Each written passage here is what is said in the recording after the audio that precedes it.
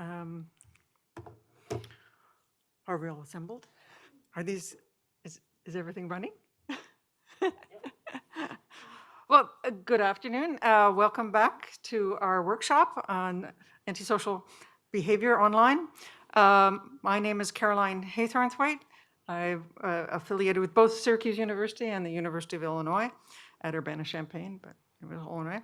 I also, with others, want to make an acknowledgement that Royal Roads campus is on the traditional lands of the, I'm gonna say the Squamont and Songhees ancestors and families.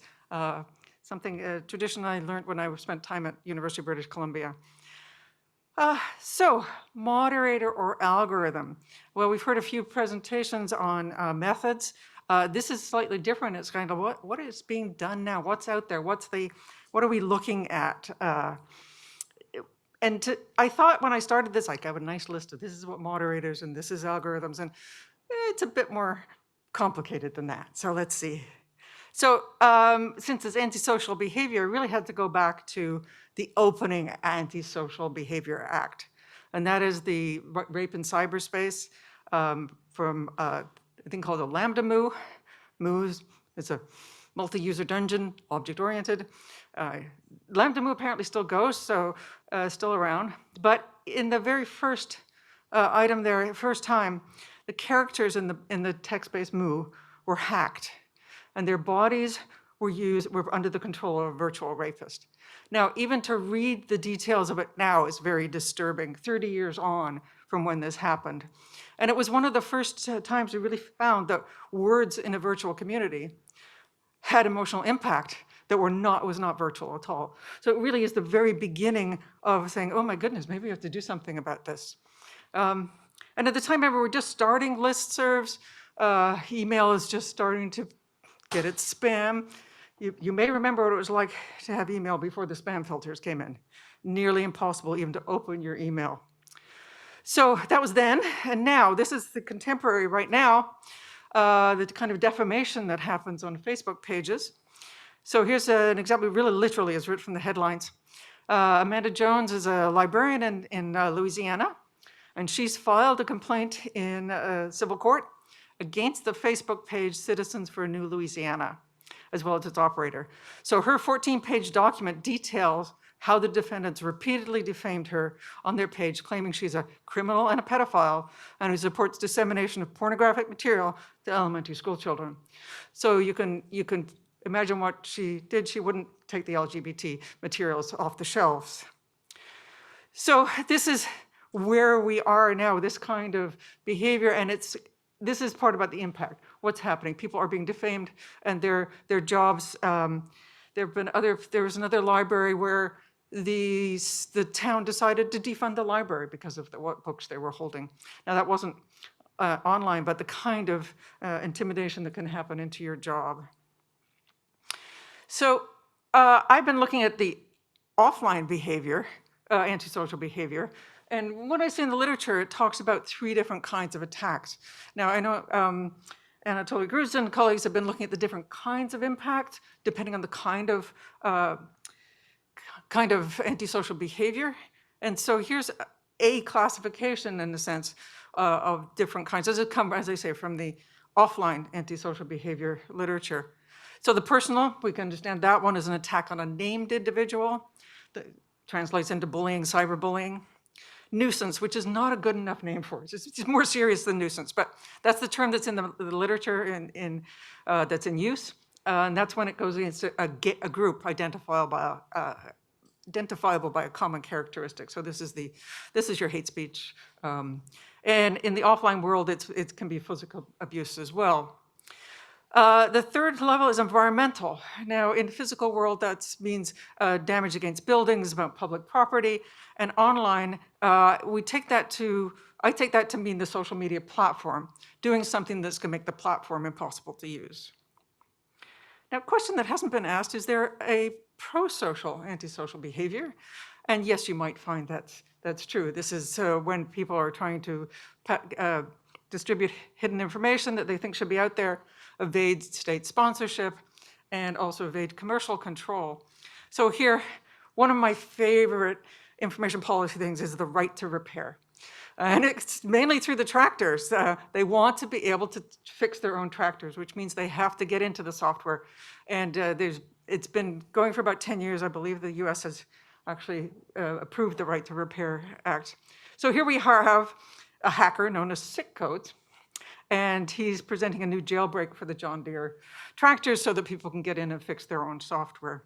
Otherwise, they have to call somebody to come in and all that. So pro-social, antisocial behavior depends on who you are and what perspective. John Deere might think that was antisocial. But when we look at the behaviors, and you'll see that I'm going to slip in a network. Social networks have to come in somewhere here, right? Antisocial behavior is a relational, it's networked, and the thing that I find important to stress is that it is emotional. There's a whole intention to elicit an emotional response. So if you're targeted individually or as a group, the perpetrator is trying to elicit a response of anger, fear, distress, maybe even disgust. They're trying to get a response from the target, so to get somebody to answer back and incite reciprocity, which is a funny way to think about it, but they are inciting reciprocity with their target.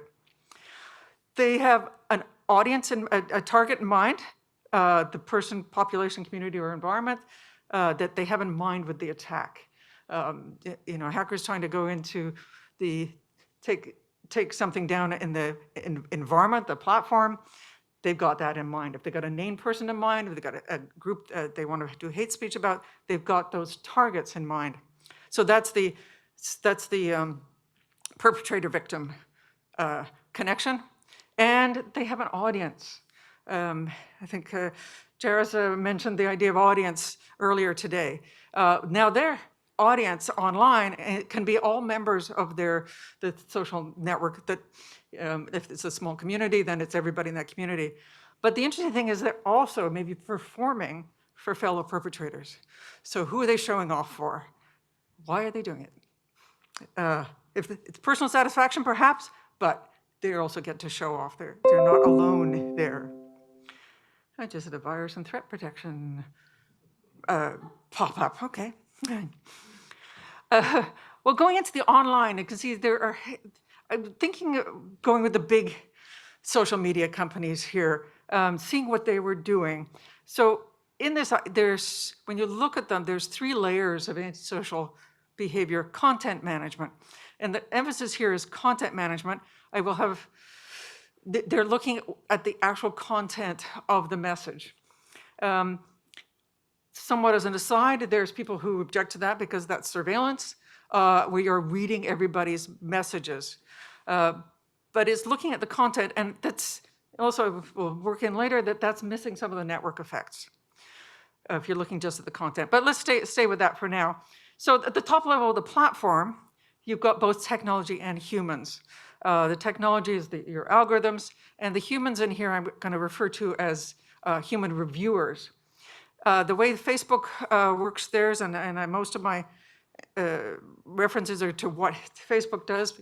I have just because their transparency report had a lot of information.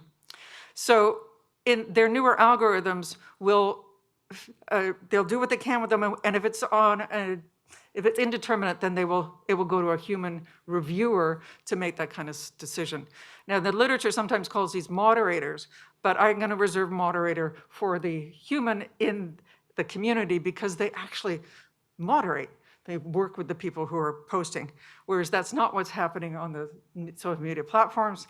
They're either going to take that post out, or they're going to eventually take the person out. So it's much more censorship. And this is the environmental level. Then we go to the human moderator. So once we take something like Reddit and we get down to a subreddit, much more interpretation, of course, context matters, content again, and they're going to actually moderate and also model and educate. And so a third level is then, of course, the crowds. They're an alert mechanism. They will appeal any censure. They will engage with each other. And there is a crowd moderation. The ideal of online democracy, is a crowd-based moderation of the site. So it's a lot about what the platforms do, but they're really work on it. So you can see this is Meta. This is both for Facebook and Instagram. And then there's TikTok's list. The others have this, but their lists are not quite so clear. But you can see the kind of stuff that's there: adult nudity, drugs, firearms, suicide, self-injury, violence. So this is really nasty stuff. And I'm just going to refer to it as egregious content. This is the stuff that would make it impossible for you to ever go into this site. You'd never be able to bring up something in a class. You'd never be able to bring it up in school. You'd never be able to show your children. This is really a very important level of getting it workable. So in a sense, I'd like to say that they're working on behalf of the users, but this is really a business decision. If they don't do this, nobody's getting on there to push a button on those ads. So this is very vital business work. So here we then have, again, the three stages here: the algorithm, which does the evaluation and the censorship, and then passes those cases to the humans. It also keeps some kind of measure of who's violating it so that they can eventually take an actor out. Things like Reddit will get to the point where they take a community out because it's violated their standards too much. Then these human reviewers kick in, and we'll talk more about them in a minute. They're looking at that content. They're deciding if it violates or not. And then they have the decision there to say, okay, to sustain it being banned or to release it. Now, up to this point, the crowd is not seeing it. But now the post is public, and then you have an alert, the alert system of the crowd, and again, as I say, the appeal. So one of the things that, okay, this is all behind the scenes, but when you look at it, the statistics here, Facebook has about 4.75 billion daily items. That's a heck of a lot. No human's going to be able to keep up with that. It's just why the algorithmic part of it is vital, and it's vital for business. Now, out of that, this is a Q1, first quarter this year, 3.5 billion posts which they've taken action on. Now, I said 4.75 billion daily items. You can do that by 28 to 31, but 3.5 billion posts, which they think need to be dealt with. It's quite the numbers. We're looking at fake accounts. That's one of the biggest things. 5% of what they find is fake accounts.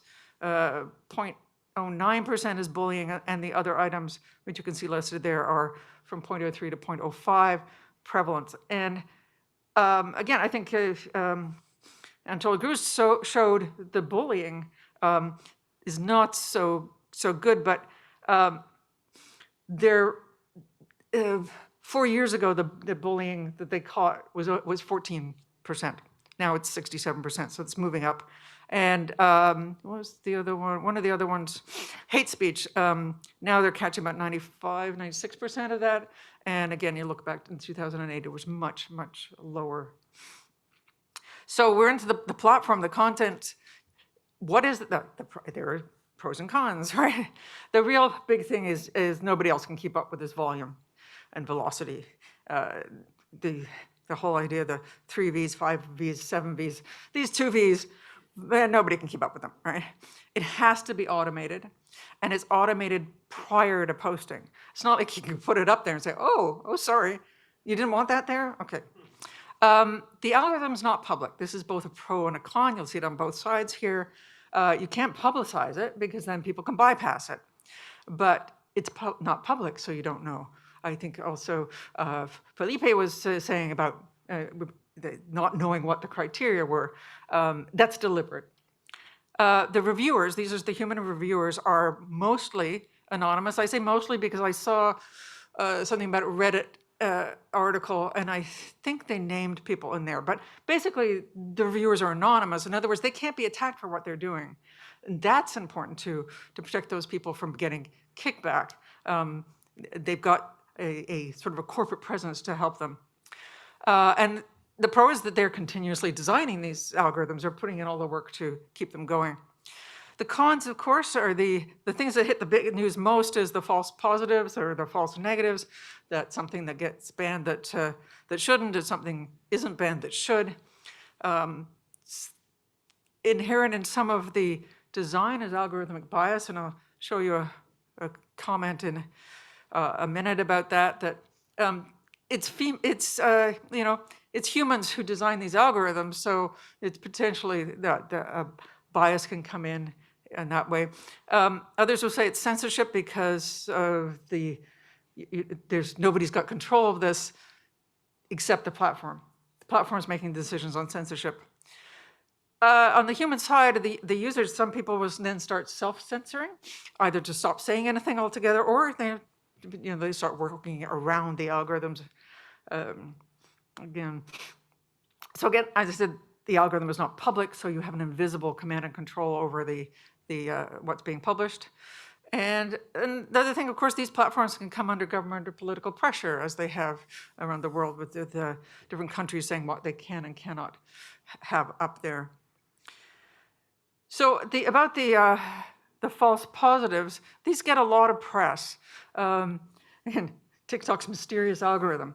So here we have a user, he tried to enter certain phrases in his bio, which included Black Lives Matter, supporting Black people, supporting Black voices, supporting Black success, which were all rejected. But white phrases were accepted. I am neo-Nazi, I'm anti-Semitic, I'm a Black man. So I'm a Nazi and anti-Semitic, those were accepted, whereas I am a Black man was flagged.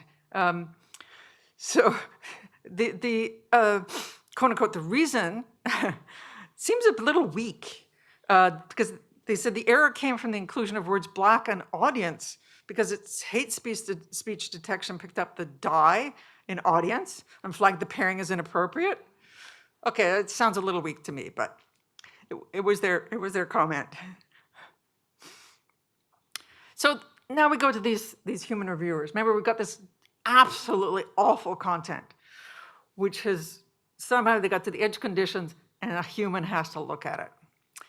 Well, humans are good at looking at ambiguous content, and that often includes images, which are hard for computers to decipher at the moment. The pro of the human review is you've got appeal. The appeal within the system by the platform is both before and after. So these humans are dealing with judging the case before it gets out to the public and then judging the appeal. Of course, people can detect nuances much better. And again, these reviewers are mostly anonymous. The con side, and the really, really big con side, and Sarah Roberts and Casey Fiedler have done work on this, the trauma associated with seeing those images. Truly horrible. And I will show you something in the next slide on that. The other thing is it's still algorithmic. I mean, algorithm is a set of rules, right? So these reviewers are trained to follow the rules of the platform. So this is still under platform control. It still sets the rules. One of the, Sarah Roberts has commented that because the algorithmic solutions are looked at as the thing, this idea of those waiting in the wings downplays our current human conditions, which are pretty atrocious. And you can find quite a few things online about this. Casey Newman has done about 3 different articles on this, and one of them contains a content warning. This is for a newspaper article, right? Story contains descriptions of violent acts against people and animals. There's a couple of series of BBC articles as well. And I got traumatized just reading what the person had to look at in words he was saying, and I didn't see the image, and it still, it kind of haunts people. So this is really has a dreadful effect. And Facebook had to pay $50 million in 2020 to its content moderators over PTSD.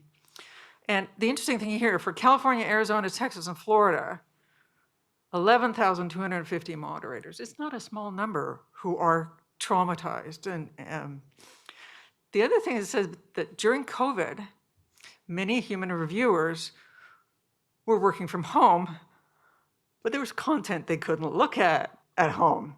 So this is an extra complication of COVID. Where can you see this stuff? I mean, you have to go to the office and see this kind of work. The article does say that if they couldn't do the work at home, they were paid, but it put the emphasis back on these AI and algorithms. It does the numbers I said before about the improvements in detection, the hate speech from 38% in 2018 up to nearly 96%. Now the bullying, as I said, 14% in 2018, up to 67, a bit more work to do. It also shows where the most ambiguous content probably is, that an algorithm hasn't got the rules yet. So those are Facebook numbers, and they don't really have equivalent numbers of many of the other sites.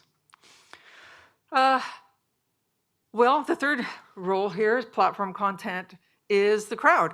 So it really is overlooked. There's not much that looks at how the people who report things, well, not that I've found, I'll say that. So what's happening with those people? Are they doing a lot of this reporting? Are they just innocently hitting one and going, oh my God? As I did in Facebook the other day. Now, I've been searching for antisocial behavior, and I suspect my algorithms are talking to each other. Suddenly, after all my years on Facebook, I get some pornographic postings. I go, what? How did that come in there? Just now while I'm researching antisocial behavior. It wasn't pleasant. So I did signal that they were there. I did report them. So the crowd data, if you notice, we wouldn't know what was the false positive, the false negatives if they didn't answer, because we don't know what the total number is, especially on something like bullying. I mean, how are you going to know there's 37% not identified if people haven't identified that 37%? So they are actually a good measure of the efficacy of the platform measures. Well, let's move from there. A big changeover now. We're moving from the platform to the community moderators. These are people who are embedded. I'm thinking like Reddit moderators who are engaged. They're embedded in the environment. They're part of the whole community structure. And in here, they're acting, as they say in locus parentis, they're acting as proxies for the readers. They have to be the people who understand the emotional reaction for the readers in order to be able to decide this isn't a good content for our community. Actually, it might be interesting to look at their empathy values. So really saying that they have to interpret the text, and by that I mean the postings, whether they're images or the like. They're, in the literary sense of texts, they're interpreting on behalf of the readers and in relation to the local community, the community's expectation of emotional response. Is this a place that likes to have an argument that's different from a place that's wants to be more safe? And they're also interpreting, particularly in the US context, of the ideas of free speech. Reddit in particular wants to be able to say whatever it wants, right? So the big difference, this is sort of trying to show the ways these are different from the platform to the community. I think most of you will know how different that is just from experiencing it.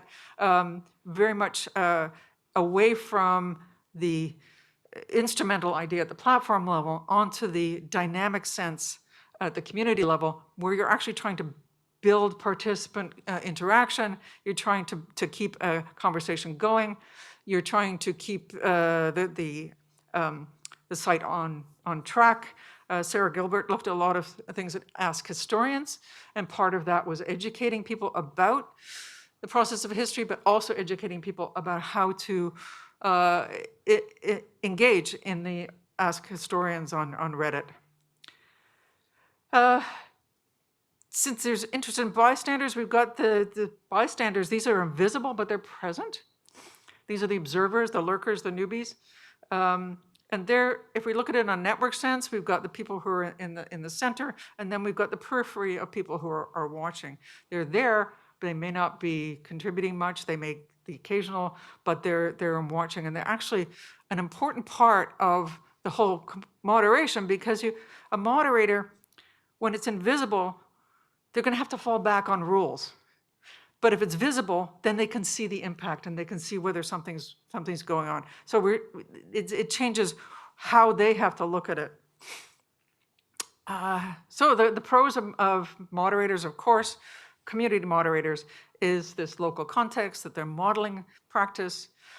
They know the audience typology because they live with it, and they are addressing, they're directly addressing the perpetrators. It's not going through an instrumental process of appeal. They're talking to them. So again, the con again is trauma.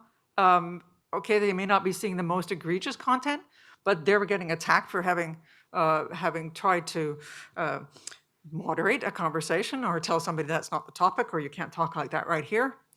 When I put bias for them, yes, they may have a certain perspective about how things should work, so they can have a bias towards that, but they can also be triggered. So these are people with a psychology, and whatever has happened to them before can trigger them to be more on alert, or more worried, or more traumatized by things that have happened before. One of the cons there is I see, in locus parentis, that's work that they have to do. The lack of awareness of network effects. So, as a moderator, can they see the dynamics of the argument and the lovely pictures that were shown? I don't think there's a way for them to see that kind of thing. Where are these network effects that they can see who's talking to whom, and what kind of sort of brigades are being built up? So here we move on to crowd management as the next level of community level content management. And this is really the ideal. The ideal from the original beginning of the internet, we're supposed to get on there and be able to have open discussion. This is democracy online, open democracy, open discussion. Well, I think we all know that that's probably not quite as easy as you'd like. The crowd, when the crowd's participating, you're getting a beautiful structuration effect, that they're building what it should be about by what they make it about. So a community can evolve. It can change tack, because the people who are now on it can have more sway in what's going on. Regulate with group behavior, they develop ways of sanctioning others. So the more that job can be shared among the crowd, again, you get back to these ideals. However, communities can come off the rails without insight. So in 2021, 260,000 subreddits were removed because of lack of active moderation. So moderation, go moderation, right? So given sort of the layers of this, but maybe this slide is the one I should have spent more time on, because these are the things that I think are missed and overlooked or invisible. One of the things that I can see is this concentration on content. First at platform level, and then in the community, it totally misses the way that content can increase or decrease the emotional response. So you don't see the severity of the impact by just looking at a single case of content. One of the things that I picked up from the privacy literature, the idea of contextual integrity. So this is a network effect. Who are you there with? Who sees the attack? And with the privacy, it's like you don't mind having your private information shared with your doctor, but you're going to object to having it given to your employer. So here, who's with you? If you're there with a bunch of people who all like to yell at each other, then that's fine. But if you're in a very quiet area where you're trying to talk about something serious and people attack you in that way, and you see that you're being attacked, maybe somebody's saying, you're stupid, that's going to be worse depending on who sees that. And we can't judge that emotional impact at the moment. The spiral of silence is an idea that because of this sort of thing, you stop talking. So originally the idea comes from people preventing themselves from talking about, let's say, political discussions around the dinner table with family at Thanksgiving because they don't agree with the other half of the family. But the same thing is going to happen here as well. This kind of the spiral of silence, and then you don't know who's self-censoring. I mean, who's left out of the discussion then? If we're thinking of community, trying to build community, we're going to lose a certain number of participants. You don't see invisible reactions. So if a perpetrator does it once and nobody responds, do you care? And well, one person, it's not disturbed anybody. Do I have to do, moderated? Do we have to do anything about it? Is that going to build? We don't know. Something I heard or read somewhere said the best way is not to respond to some of these. And I think, again, I think in Cruz's work, depending on what the antisocial behavior is, I think there was more response when there was an identity attack, there was a greater reciprocity, but when it was a more general, quote unquote, nuisance attack, there was less response. And I'm saying with the invisible reactions, you can't tell if somebody leaves. Somebody gets so insulted that they leave. Now, you can ask whether that matters, but if this is becoming the way people operate, I mean, if you need to be in there to get work done, quote unquote, if it's a work environment, if maybe it's a LinkedIn, you lease people out of there, they're potentially losing something out of their life, and particularly victims, racial or gender targeting can leave them out. We're not looked then at multiplexity. So toxicity plus emotion. How do we get those both in there so that these are multiplex effects and there's multiple things happening at the same time?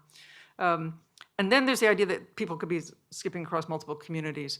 A little hard to follow that one to do anything about. Multi-actor attacks, the brigading. Can we see that? It's not, you can't see that by looking at the text only, the content only. Reciprocity, we can see the different rate of response by the type of antisocial behavior. Again, that's somewhat invisible. I don't know if you can, where is that being examined? The last thing is very interesting. There's a nice little article, Bowen, and they were looking at the language that was used, I think, across literature, and to find that the words were signs of the times. Now, can you use the language that there is now to show signs of the times? Can you see that something's about to emerge? And I think probably some of the, maybe some of the terrorism ideas, they're looking at that kind of language to see what's about to happen. So can you use it as a resource about antisocial behavior in order to manage it more? So to finish, the current practice right now greatly reduces that egregious postings. And I was giving this talk, I've been delving into it, and it's like, it hardly seems enough just to say it's egregious. It's really nasty. But without it, you can't have community possible. But doing it is basically at the expense of the human reviewers. There's platform and algorithmic content management. It has ramifications for surveillance, privacy, censorship, free speech, and what I'm calling invisible command and control, which is picked up from some kind of engineering, I think. And this idea that the platforms, the algorithms, and the moderators are all acting as parents on behalf of the readers. And so then we turn to Bruno Latour, as one always should. Our sin is not that we created technologies, but that we failed to love and care for them. It is as if we decided that we were unable to follow through with the education of our children. And Schellenberg and Nordhaus say, we cannot create perfectly formed new technologies, only flawed ones. We must thus continually care for and improve them just as we do our children. So the idea of continuous improvement is a goal. There's no end point. It's a continuous point. And so with that, I will move to questions.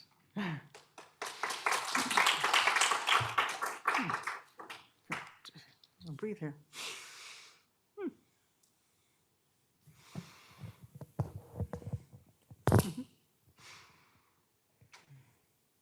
So nothing yet in the chat, but I will take the privilege of having the microphone and ask, in your opinion, and based on everything that you know, how would you go about studying the issue of moderation further? Because yeah, there's been a lot of journalistic work done, less academic, but that's growing. But what are the best ways that we can, look at some of these problems academically?